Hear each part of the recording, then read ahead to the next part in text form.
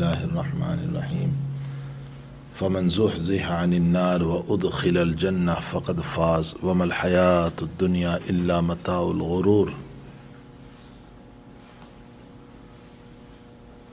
بزرگوں اور بھائیوں، اس آیت شریفہ کا ترجمہ یہ ہے کہ جو جہنم سے بچا لیا گیا وَأُدْخِلَ الْجَنَّةَ اور جنت میں داخل کر دیا گیا، فقد فاز وہ کامیاب ہو گیا۔ اور وَمَا الْحَيَاةُ الدُّنْيَا اور دنیا کی زندگی نہیں ہے مگر ایک دھوکے کا سامان۔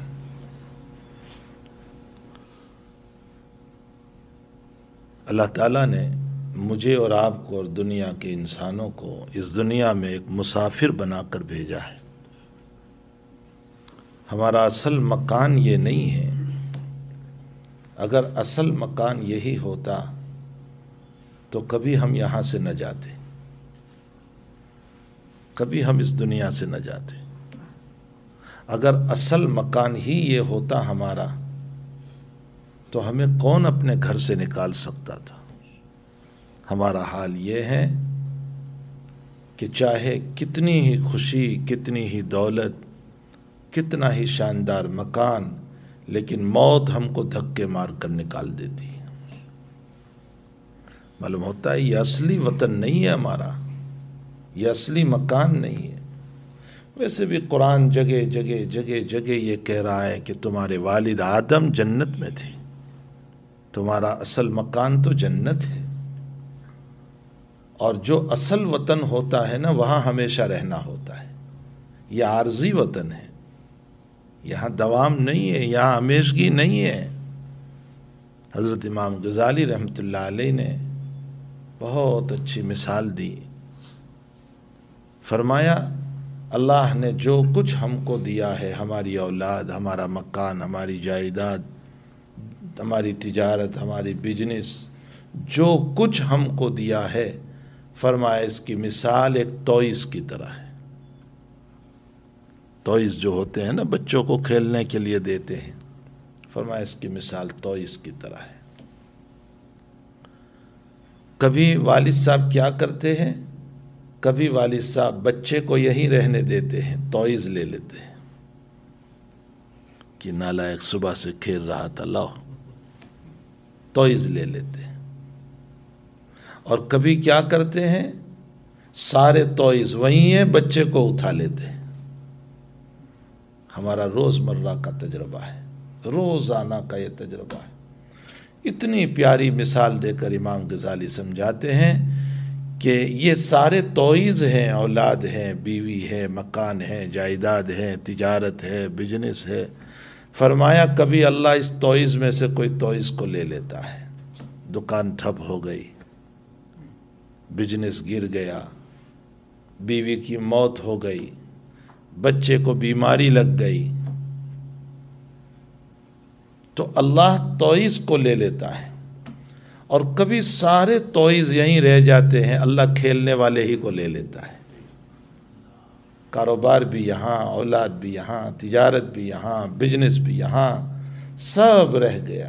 فرمایا چل تو ہی چل۔ اصل وطن میرا اور آپ کا آخرت ہے۔ لیکن اللہ کی شان، وہ اللہ کہتا ہے تمہیں میں نے اس دنیا میں اس آخرت کو بنانے کے لیے بھیجا ہے۔ اس آخرت کو، اس اصلی وطن کو بنانے کے لیے بھیجا ہے۔ ہمارا اصلی وطن وہ ہے، اس کو الدنیا مزرعۃ الآخرہ، دنیا آخرت کی کھیتی ہے۔ انسان بارش کے زمانے میں کارن کی کھیتی کرتا ہے، فارم بناتا ہے تو بعد میں کچھ حاصل کرے گا۔ اگر اس دنیا میں ہم نے کھیتی کی ہوگی تو آخرت میں ہمیں ملے گا۔ الدنیا مزرعۃ الآخرہ۔ لیکن وہ اللہ اتنا دینے والا ہے، اتنا دینے والا ہے کہ دنیا میں جو ہم نے اس اللہ کے لیے عبادت کی ہے، وہ عبادت دنیا کی نعمت کا بدلہ نہیں ہو سکتا ہے، جنت کا کیا بدلہ ہوتا؟ کوئی کہہ سکتا ہے کہ میری ساری زندگی کی نمازیں جنت کا بدلہ ہے؟ میرے روزے جنت کا بدلہ ہے؟ کوئی کہہ سکتا ہے؟ اللہ یہی کہہ دے میں نے زندگی بھر پانی پلایا ہے، اس کا حساب لا، میں نے زندگی بھر تجھے کھلایا، حساب لا۔ سعودی عرب میں ہم نے ایک بہت بڑے ڈاکٹر کو دیکھا کہ رات میں بیٹھ کر، حالانکہ بڑے ڈاکٹر تھے، بیٹھ کر نکالتے تھے رات۔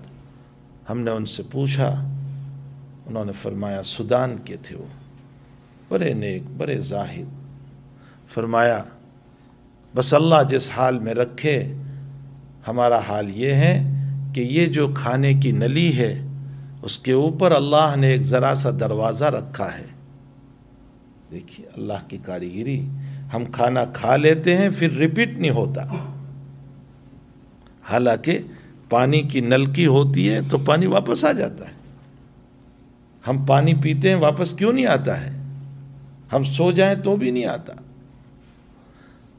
ہر ایک کی اس نلی کے اوپر اللہ تعالیٰ نے ایک باریک سی جھلی دروازہ رکھا ہے، ونڈو رکھی ہے، وہ بند رہتی ہے، کھانا کھانے کے بعد بند ہو جاتی ہے۔ فرمایا وہی ونڈو میری کمزور ہو چکی ہے، اس لیے میں لیٹتا ہوں تو میرا پانی اور کھانا ریپیٹ ہوتا ہے، اس لیے مجھے بیٹھ کر رات نکالنا پڑتا ہے۔ اللہ کی نعمتیں، دنیا کی عبادت ان نعمتوں کا بدلہ نہیں ہو سکتی ہے، تو آخرت کا کیا بدلہ ہوگی؟ ہے کیا حیثیت ہے ہماری عبادتوں کی؟ لیکن اس کے باوجود وہ اللہ بڑا دینے والا ہے۔ ملا علی قاری رحمۃ اللہ علیہ نے جہاں مشکات شریف میں اللہ کے 99 نام آئے ہیں، 99 نام، تو ملا علی قاری نے مرکات میں اس کی شرح فرمائی، تو لفظ شکور پر جو شرح فرماتے ہیں نا، آہا، اللہ سے محبت پیدا ہو جاتی ہے۔ فرمایا شکور، وہ اللہ شکور ہے، شکر گزار ہے، وہ تمہارا شکر گزار۔ کیا معنی؟ فرمایا الذی یعطی اجر الجزیل علی العمل القلیل۔ فرمایا ذرا سی 2 رکعات پر اللہ مغفرت کے فیصلے کر دیتا ہے، جو تمہیں بہت بڑا اجر دیتا ہے چھوٹے چھوٹے عمل پر، چھوٹے عمل پر بہت دیتا ہے۔ یہ ہے شکر گزاری۔ دنیا کا انسان تو کہتا ہے کہ کیا دیا آپ نے کہ میں آپ کو دوں؟ دنیا میں تو یہی حال ہے، وہ کہتا ہے آپ نے جتنا دیا اتنا ہم دیں گے، اور اللہ کہتا ہے ذرا سے عمل پر۔ بلال حبشی رضی اللہ تعالیٰ عنہ کے معراج میں حضور سے آگے چلنے کی آواز آ رہی ہے۔ نبی اکرم صلی اللہ علیہ وسلم نے صبح بلال سے پوچھا، بلال کیا بات ہے، کیا عمل ہے؟ جنت میں تم میرے آگے آگے چل رہے تھے، میں نے تمہارے قدموں کی آواز سنی، میں نے جبریل سے پوچھا کون ہے؟ فرمایا تمہارا بلال ہے۔ کیا عمل ہے تیرا بلال؟ فرمایا حضرت میرا کیا عمل، تمہاری وجہ سے ایمان دین ملا، بس ایک عمل ہے، میں جب بھی وضو کر کے مسجد میں آتا ہوں 2 رکعت تحیت الوضو یا تحیت المسجد پڑھ لیتا ہوں۔ فرمایا یہی وہ عمل ہے جس نے جنت میں تجھے میرے آگے کر دیا۔ الذی یعطی اجر الجزیل علی العمل القلیل۔ ملا علی قاری نے اس پر ایک واقعہ نقل کیا ہے، اللہ اکبر۔ فرمایا ایک آدمی کی اللہ کے دربار میں حاضری ہوئی، اس کے اعمال گناہ بہت تھے، بہت گناہ، مغفرت کا راستہ کچھ سمجھ میں نہیں آ رہا تھا۔ اتنے میں اس کی مغفرت کے پلڑے میں، وہ تو سب کچھ قیامت میں ہوگا، لیکن قبر کے حالات میں اس کے مغفرت کے پلڑے میں ایک چھوٹی سی پوری کی چھوٹی سی کوئی تھیلی سی وہ گری اس کے مغفرت کے پلڑے میں، اور اس کی اللہ تعالیٰ نے مغفرت فرما دی۔ علی قاری رحمۃ اللہ علیہ فرماتے ہیں کہ اس بندے نے اللہ سے سوال کیا کہ یہ اللہ ہے کیا کہ اس کی وجہ سے میری مغفرت کے مسئلے ہو گئے؟ ملا علی قاری مرکات میں نقل کرتے ہیں، کف تراب الذی القیت علی قبر مسلم بالاخلاص۔ فرمایا تو نے اپنے مسلمان بھائی کی قبر پر اخلاص کے ساتھ ایک مٹی مٹی ڈالی تھی، یہ وہ مٹی ہے جس پر میں تیری مغفرت کر رہا ہوں۔ الذی یعطی الاجر الجزیل علی العمل القلیل، وہ اللہ وہ ہیں جو چھوٹے سے عمل پر بہت دیتا ہے۔ تو میرے بھائیو، ایسا اللہ، ایک روایت ذہن میں آئی، نبی اکرم صلی اللہ علیہ وسلم فرماتے ہیں من ترکہا مخافتی، جس آدمی نے بری چیزوں کے دیکھنے کو، اجنبی عورتوں کے دیکھنے کو میرے خوف کی وجہ سے چھوڑ دیا، من ترکہا مخافتی، میرے خوف کی وجہ سے۔ جوانوں سنو اس حدیث شریف کو، حدیث قدسی ہے، من ترکہا مخافتی، میرے خوف کی وجہ سے چھوڑ دیا، فرمایا القى اللہ تبارک و تعالی فی قلبہ حلاوت الایمان، اللہ تعالیٰ اس کے قلب میں ایمان کا مٹھاس ڈال دے گا، ایمان کی چاشنی ڈال دے گا، ایمان کی حلاوت ڈال دے گا۔ ملا علی قاری رحمۃ اللہ علیہ شرح مشکات میں اس پر فرماتے ہیں کہ اذا دخل حلاوت الایمان فی قلبہ لا یخرج ابدا، اللہ ایک مرتبہ جب حلاوت داخل کر دیتا ہے پھر کبھی نکالتا نہیں۔ اور اس پر جو ملا علی قاری نے ایک نقطہ لکھا، فرمایا اس سے یہ پتہ چلتا ہے کہ فیہ بشارت علی خاتمت الایمان، اس میں اشارہ ہے، بشارت ہے کہ اللہ اس کو ایمان پر خاتمہ نصیب فرمائیں گے۔ اس لیے کہ حلاوت جب داخل ہو گئی تو یقیناً ایمان پر خاتمہ ہوگا۔ تو میرے بھائیو، یہ ہیں وہ چھوٹے چھوٹے عمل کے اوپر اتنا دیتا ہے، اتنا دیتا ہے کہ الاجر الجزیل علی العمل القلیل، چھوٹے سے عمل کے اوپر۔ تو میری آپ کی زندگی جو ہے یہ اصل زندگی یہ نہیں ہے۔ نبی اکرم صلی اللہ علیہ وسلم نے ابن عمر کا کندھا پکڑا، سولڈر، اور فرمایا کن فی الدنیا کأنک غریب او عابر سبیل، مسافر کی طرح رہو یا اجنبی کی طرح رہو۔ کیوں؟ اس لیے کہ اجنبی رہو گے نا تو ملنے والے کم ہوں گے، اور جب ملنے والے کم ہوں گے تو برائیاں کم ہوگی، تعلق مع اللہ ہوگا۔ جتنے ملنے والے زیادہ، جتنے زیادہ ملنے والے اتنی زیادہ برائیاں، اتنی غیبتیں، اور اتنے اللہ سے دوری۔ اسی لیے ہمارے محدثین میں عبداللہ ابن مبارک رحمۃ اللہ علیہ بہت بڑے محدث ہیں، وہ سبق پڑھاتے تھے، تنہائیوں میں چلے جاتے تھے، مجلس نہیں، تنہائیوں میں گپ شپ نہیں کرتے تھے۔ کسی نے فرمایا حضرت آپ کو گھبراہٹ نہیں ہوتی اکیلے اکیلے؟ مجھے اور آپ کو تو تھوڑی دیر اگر تنہائی ہو اکیلے، بھائی گھبراہٹ ہوتی ہے، ذرا بیٹھنے والے چاہیے، ساتھ میں دو چار ہونے چاہیے۔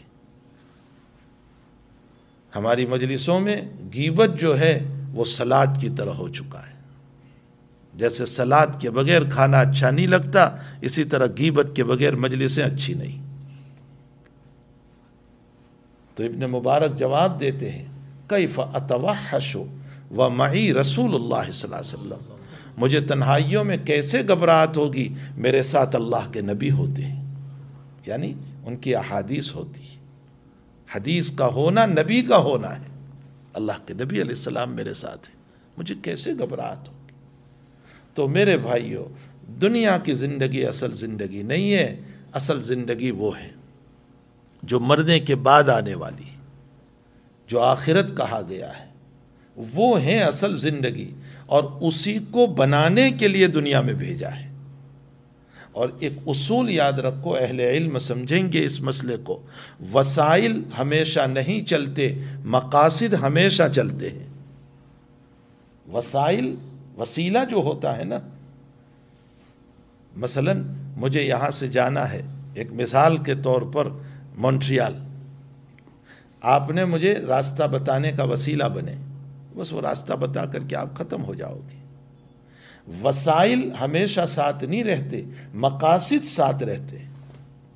یہی وجہ ہے کہ اس سے سمجھ جائیں کہ دنیا وسائل ہے، یہ وسائل ہے، وسیلہ ہے، یہ زندگی گزارنے کے لیے اللہ نے دیا ہے کہ تمہیں کھانے کی ضرورت ہے، پینے کی ضرورت ہے، رہنے کی ضرورت ہے، تمہارے بچوں کی ضرورتیں ہیں، اور تمہاری بیوی کی ضرورت ہے، کفالت کرنا ہے تمہیں، یہ ساری ضرورتیں ہیں۔ ان ضرورتوں کے لیے دنیا رکھو، لیکن یہ وسیلہ بناؤ، اس کو مقصد نہ بناؤ۔ سمجھ میں آیا؟ اور مقصد کیا ہے؟ ما خلقت الجن والانس الا لیعبدون، اللہ کی عبادت یہ مقصد ہے۔ اسی لیے جب ہم قبر میں پہنچتے ہیں تو عبادات تو قبر میں ساتھ چلتی ہے، ساری دنیا یہیں چھوٹ جاتی، فون بھی یہاں رہ گیا، اور جو ہے گاڑی بھی یہاں رہ گئی، اور کار بھی یہاں رہ گئی، اور مکان بھی رہ گیا، اور بیوی بھی رہ گئی، سب چھوڑ دیا۔ اللہ کا احسان مانے، ہمارے بعض بزرگان دین فرماتے ہیں اللہ کا احسان مانے کہ کم سے کم 2-3 کپڑوں میں جانے کی اجازت دی، ورنہ آئے تھے تو بالکل کپڑے نہیں تھے، ایک کپڑا بھی نہیں تھا بدن پر۔ فرمایا احسان مانے کہ 2-3 کپڑوں میں جانے کی اجازت دی، اور پھر ان بزرگوں نے فرمایا کہ اس لیے اجازت دے دی کہ تیرے بڑھاپے میں تجھے ننگا دیکھنا میں پسند نہیں کرتا ہوں، تیرے بڑھاپے میں تجھے ننگا دیکھنا پسند نہیں کرتا، برہنہ رہنا پسند نہیں کرتا ہوں، اس لیے میں تجھ کو اجازت دے رہا ہوں کہ تو 3 کپڑے پہن کر کے آ جا کفن کی شکل میں۔ ورنہ حقیقت یہ ہے کہ کچھ نہیں جاتا ہے ہمارے ساتھ، چونکہ یہ سب وسائل ہے، وسائل یہیں چھوٹ جاتے ہیں، مقاصد ساتھ چلتے ہیں، اور جو مقاصد پر محنت کرتا ہے موت کے موقع پر مقصد سامنے ہوتا ہے۔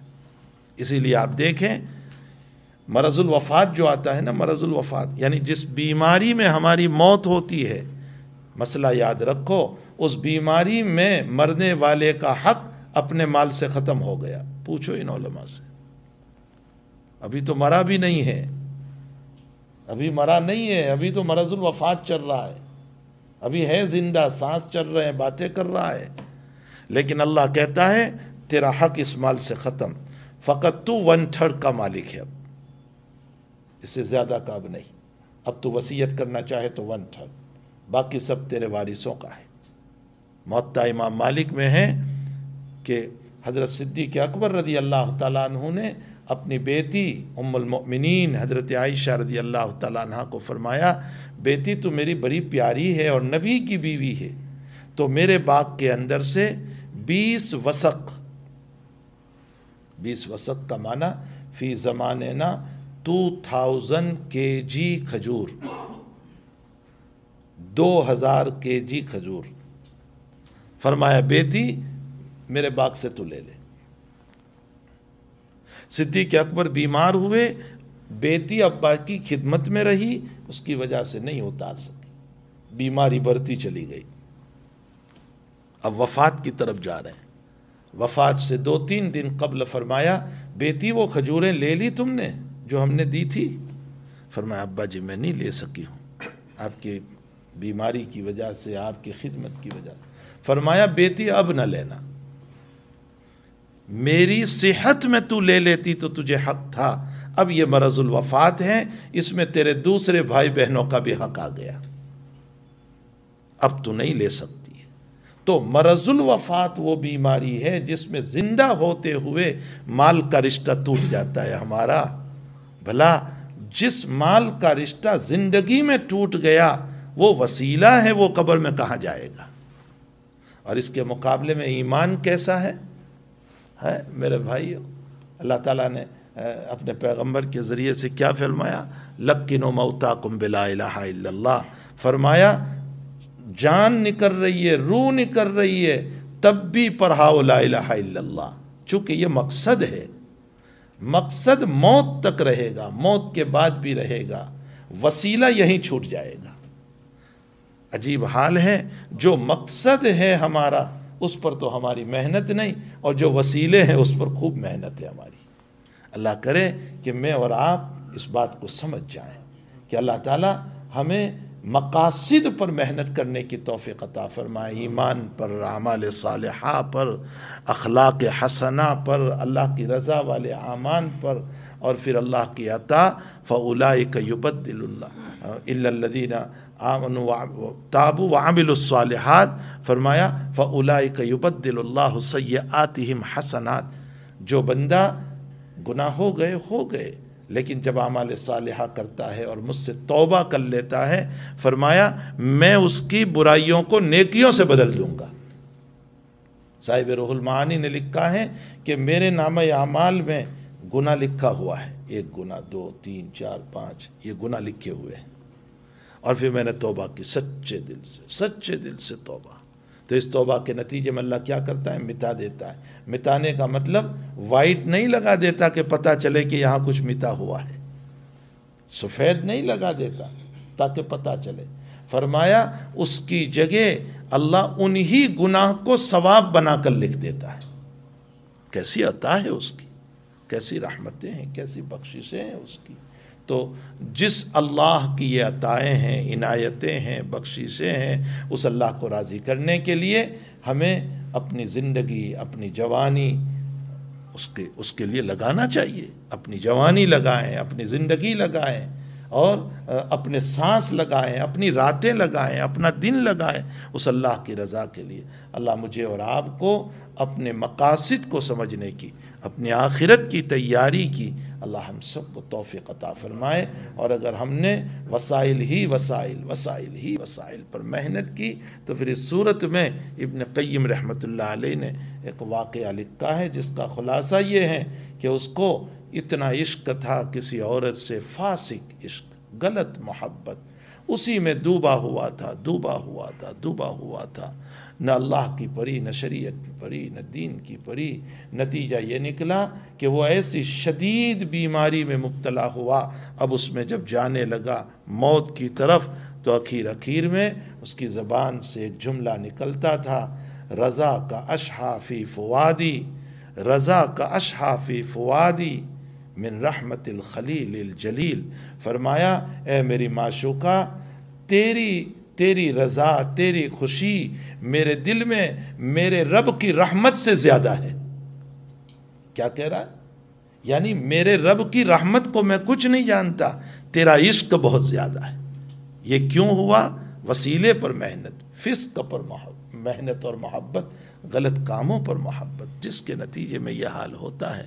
اللہ مجھے اور آپ کو بہت دل سے، میرے بھائیوں میں کہتا ہوں، بہت دل سے کہہ رہا ہوں، اللہ ہمیں وسائل کے بجائے وسیلے سے کوئی منع نہیں کرتا۔ دنیا ہے، زندگی گزارنا ہے، اولاد ہے، بیوی بچے ہیں، مکان ہے، جائیداد ہے، ضرورتیں ہیں، ٹیکس بھرنے ہیں، فلاں کام ہے، دنیا بھر کے کام ہیں، ضرور کمائیں، لیکن دل میں جگہ نہ دیں۔